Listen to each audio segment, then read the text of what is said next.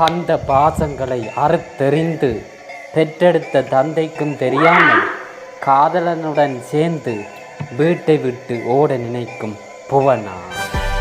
சீதனம் மிச்சம் என்று தன் மகளை ஓடவிட்டு வேடிக்கை பார்க்கும் தாய். எல்லாவற்றையும் தடுத்து நிறுத்த எத்தனிக்கும் அப்பாவி தந்தை.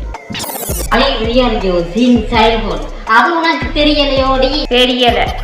I bring you everything you need. அது உனக்கு தெரியலையோடி? ஐயோ தெரியல.